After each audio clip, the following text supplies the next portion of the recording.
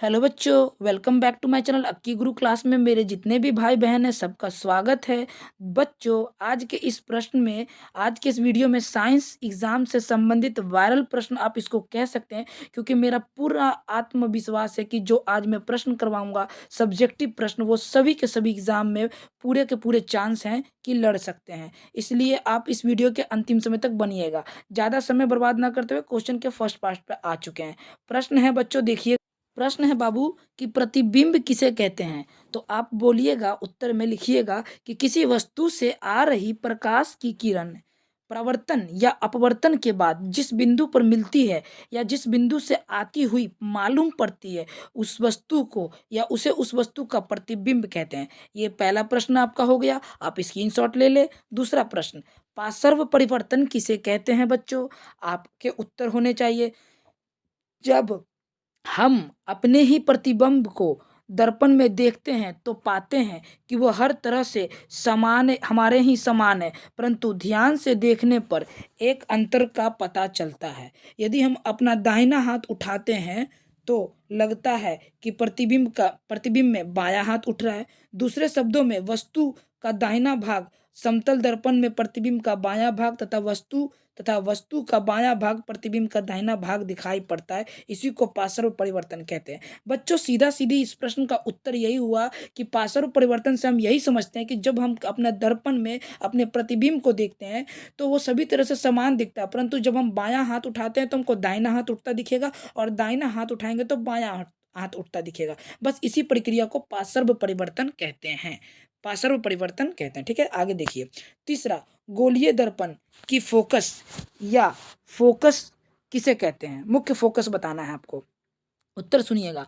मुख्य अक्ष के समांतर एवं निकट आपतित किरण दर्पण से प्रवर्तन के बाद मुख्य अक्ष के जिस बिंदु पर अभिसरित होती है या जिस बिंदु से आती हुई प्रतीत होती है, उसे उस बिंदु का गोलीय दर्पण का फोकस कहते हैं। क्या कहते हैं। गोलीय दर्पण का फोकस कहते हैं। बच्चों, ये ध्यान रखिएगा। आगे देखिए। लेंस की क्षमता का शक्ति क्या है और इसका एसआई मात्रक क्या होता है। तो लेंस का एसआई मात्रक तो सबको पता है कि डायोप्टर होता है, ठीक है, लेकिन लेंस की क्षमता शक्ति क्या है। उत्तर सुनिए। लेंस की फोकस दूरी के व्युत्क्रम यानी व्युत्क्रम को लेंस की क्षमता कहते हैं, जहां फोकस दूरी मीटर में होता है। ठीक है बच्चों। पांचवा प्रश्न देखिए। पानी में डूबी हुई लकड़ी मुड़ी हुई प्रतीत होती है, क्यों।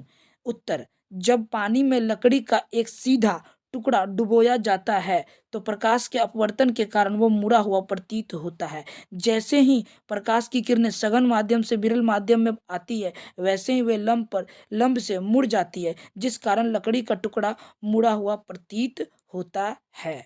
ठीक है बच्चों, आगे देखिए। प्रकाश के अपवर्तन का क्या कारण है।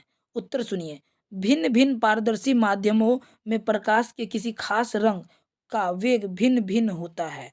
सघन माध्यम में वेग घटने के कारण प्रकाश की किरणें अविलंब की ओर मुड़ जाती है और विरल माध्यम में वेग बढ़ने के कारण प्रकाश की किरणें अविलंब से दूर हो जाती है। इन्हीं कारणों से प्रकाश का अपवर्तन होता है। अतः हम प्रकाश के अपवर्तन से यही समझते हैं जो मैंने अभी आपको उत्तर बताया। ठीक है, आगे देखिए। सातवां प्रश्न, निकट दृष्टि दोष का क्या कारण है। निकट दृष्टि दोष का क्या कारण है। नेत्र गोलक के आगे से पीछे तक का काफी लंबा हो जाने के कारण निकट दृष्टि दोष होता है, और इसका निवारण के लिए हम अवतल लेंस का इस्तेमाल भी करते हैं बच्चों। ठीक है, आगे देखिए। अगला प्रश्न, दूर दृष्टि दोष का क्या कारण है। उत्तर सुनिए। यह दोष नेत्र गोलक के छोटा होने या नजदीक की वस्तुएं देखते समय लेंस की आकृति बदलने के कारण होता है, और इस दोष का निवारण हम लोग उत्तल लेंस से भी कर सकते हैं। ठीक है बच्चों, ये ध्यान रखिएगा। आगे देखिए। टिंडल प्रभाव से आप क्या समझते हैं। हम यह समझते हैं कि किसी कोलाइड विलयन में निलंबित कणों से प्रकाश के परिकिरणन को टिंडल का प्रभाव कहते हैं। 10 नंबर प्रश्न, प्रकाश के परिकिरणन से आप क्या समझते हैं। किसी कण पर प्रकाश पड़कर प्रकाश के एक अंश के विभिन्न दिशाओं में छितराने के प्रकाश को प्रकीर्णन कहते हैं। मतलब ये अगर कण है, मान लो इस कण पे अगर प्रकाश ऐसे आके पड़ रहा है तो ये छितरने की प्रक्रिया को प्रकाश का क्या कहेंगे, परिकीर्णन कहेंगे। आगे देखिए। वीवीआई प्रश्न बच्चों, ये तो पक्का वीवीआई प्रश्न है। ठीक है, सूर्योदय या सूर्यास्त के समय सूर्य रक्ताभ क्यों प्रतीत होता है। सारे प्रश्न वीवीआई है, लेकिन कुछ प्रश्न ऐसे हैं जो एकदम बिल्कुल 99% श्योर हैं कि वो एग्जाम में बनेंगे। सूर्योदय या सूर्यास्त के समय सूर्य हल्का लाल रंग का क्यों प्रतीत होता है? ठीक है, सूर्योदय या सूर्यास्त के समय सूर्य क्षितिज के समीप होता है। क्षितिज के समीप होता है। क्षितिज के समीप स्थित सूर्य से आने वाली प्रकाश हमारे नेत्रों तक पहुंचने से पृथ्वी के वायुमंडल में वायु की मोटी परतों से होकर गुजरता है। क्षितिज के समीप नीले तथा कम तरंग दैर्घ्य प्रकाश के अधिकांश भाग का वायुमंडल के कणों द्वारा परिकीर्णन हो जाता है, अतः हमारी आंखों तक पहुंचने वाला प्रकाश अधिक तरंग दैर्घ्य का होता है, इसलिए हमें सूर्योदय या सूर्यास्त के समय सूर्य रक्ताभ प्रतीत होता है बच्चों। बस यही कारण है बच्चों कि सूर्योदय होते या सूर्यास्त होते समय हमको सूर्य हल्का लाल रंग का रक्त के जैसा प्रतीत होता है। 12 नंबर, तारे क्यों टिमटिमाते हैं? देखिए, ताप परिवर्तन के कारण वायुमंडल का घनत्व और अपवर्तनांक निरंतर बदलता रहता है। फलस्वरूप रात्रि में तारों से आने वाली किरणें अपवर्तन के कारण कभी अधिक व कभी कम मुड़ जाती है, अर्थात आंखों में कभी प्रकाश अधिक और कभी कम पहुंचता है। इसी कारण तारे टिमटिमाते हुए प्रतीत होते हैं। बस यही कारण है। आगे देखिए 13 नंबर, रेलवे सिग्नल में लाल रंग के प्रकाश का उपयोग क्यों किया जाता है? उत्तर, लाल रंग का परिकिरण सबसे कम होता है, इसलिए वह दूर से देखने पर भी लाल रंग का ही दिखाई पड़ता है। यही कारण है कि रेलवे के सिग्नल में लाल रंग के प्रकाश का उपयोग होता है। ठीक है, ये 12 नंबर क्वेश्चन का आंसर था।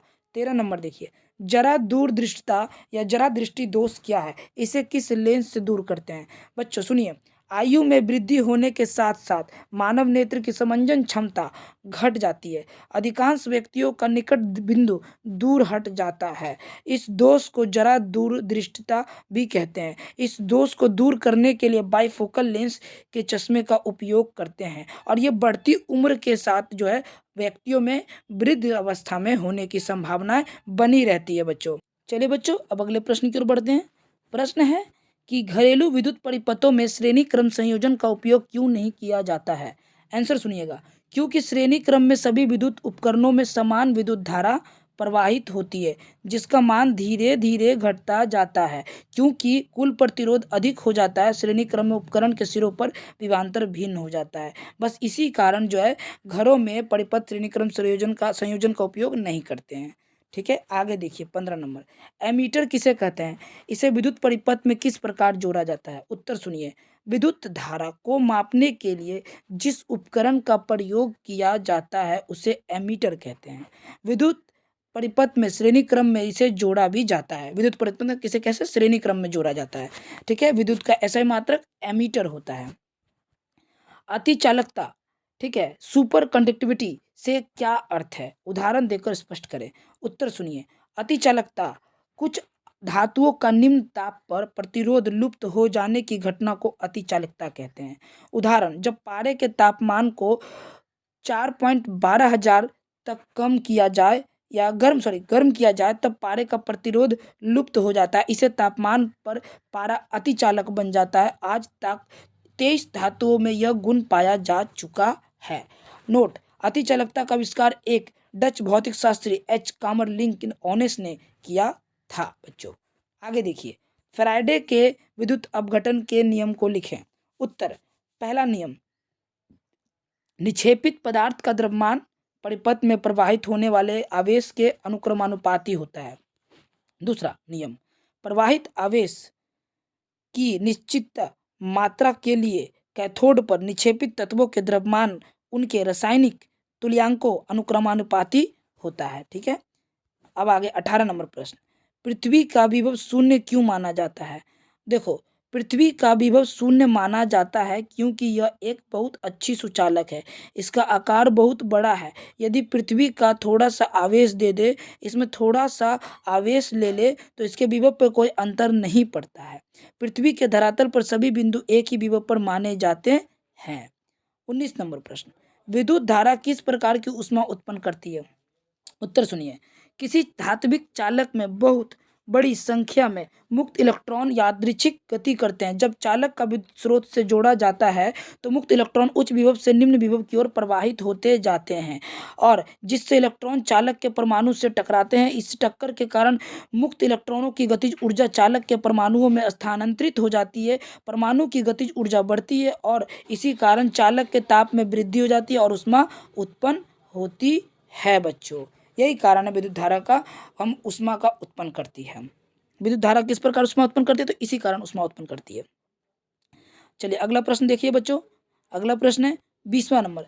विद्युत विभव से आप क्या समझते हैं? इसका ऐसा ही मात्रा क्या है? देखिए बच्चों, किसी इकाई धन आवेश को अनंत से विद्युतीय क्षेत्र के किसी एक बिंदु तक लाने में किए गए कार्य की मात्रा को उस बिंदु पर का विद्युतीय विभव कहते हैं। उस बिंदु पर का विद्युतीय विभव कहते हैं। इसका ऐसा ही मात्रक वोल्ट होता है।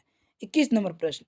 प्रतिरोध का श्रेणी क्रम में संयोजन किसे कहते हैं? उत्तर सुनिए। अनेक प्रतिरोधों को श्रेणी क्रम में संयोजन में जुड़ा हुआ है तब कहा जाता है जब पहले प्रतिरोध का अंतिम छोर दूसरे प्रतिरोध के प्रथम छोर से, दूसरे प्रतिरोध का अंतिम छोर तीसरे प्रतिरोध के प्रथम छोर से इत्यादि क्रम में जुड़ा रहता है तथा उन सभी प्रतिरोधों में एक समान विद्युत धारा प्रवाहित होती है, इसीलिए उसको श्रेणी क्रम संयोजन कहते हैं बच्चों। तो बच्चों ये था टोटल 21 नंबर प्रश्न बच्चों। आगे प्रश्न है जो आपको अगले वीडियो में करवाएंगे, तो अभी इतना ही रहने देंगे। आई होप कि आपको आज की क्लास बहुत अच्छी लगी। देखिए बच्चों, लाइव क्लास में आके पढ़िए आप प्लीज़। लाइव क्लास जब होती है तो वहाँ पे आकर पढ़िएगा तो आपको बहुत अच्छा बेनिफिट मिलेगा, ठीक है। और बाकी रिकॉर्ड क्लास में भी अच्छा ही बेनिफिट मिलेगा, लेकिन लाइव क्लास में आपको ऑनलाइन मॉक टेस्ट मारने का मौका मिलता है, ठीक है। तो बस आज के लिए इतना ही, मिलते हैं अगले वीडियो में। तब तक अपना ख्याल रखिए, अपने माता पिता का अपना ख्याल रखिए और खूब अच्छे से एग्जाम दीजिए और खूब जग में नाम कमाइए, ठीक है बच्चों। बाय बाय, टेक केयर, जय हिंद, जय भारत बच्चों। स्वस्थ रहिए, मस्त रहिए।